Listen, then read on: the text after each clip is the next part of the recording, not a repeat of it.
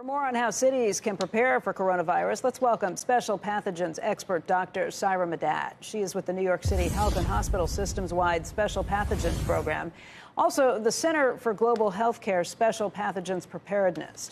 Dr. Madad is also featured in the Netflix docuseries Pandemic. And Doctor, thank you for being here today. Thank you for having me. We've heard a lot of reports of what companies in China and companies in the United States are doing to sort of prepare for this. In some cases, companies here are cutting back, saying they're not sending people to China anymore and asking their employees who are there to stay home. What would you be telling companies to do? Is that the right move, and what else should they be doing? Well, I think obviously this is a very concerning, highly infectious disease outbreak. We don't know much about what the epidemiology and the severity of the disease yet, and there's been a number of different measures being taken across the world in terms of preparing and responding to this outbreak. And as you've mentioned, businesses are obviously, turning back, shutting doors, things like that.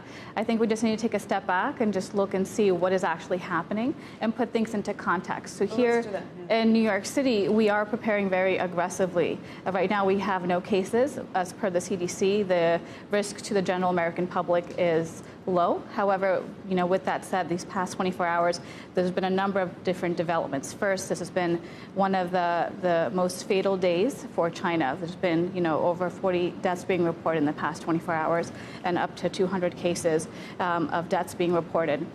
We had the first, person-to-person transmission here in the United States that was diagnosed in the past 24 hours.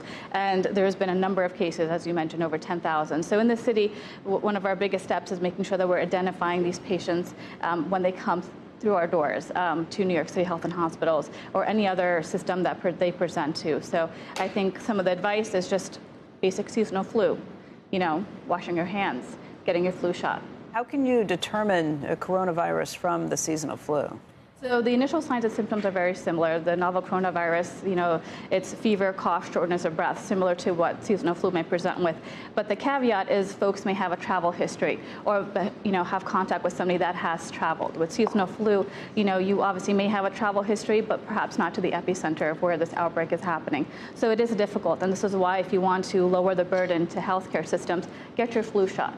I know it's still early days, but just trying to figure out how big of a concern this is. I mean, people have pointed to the idea that the flu happens here in the United States. Influenza is here, and 15 million people get it. More than 8,000 people died. How does that compare to what you see in a situation like coronavirus? And again, early days, but how would you kind of measure that up? Very concerning. This outbreak is not something that we have seen before. It can't really be compared to SARS or MERS, which is in the same family. MERS, started in 2012, spread to over 27 countries and over 2,000 cases.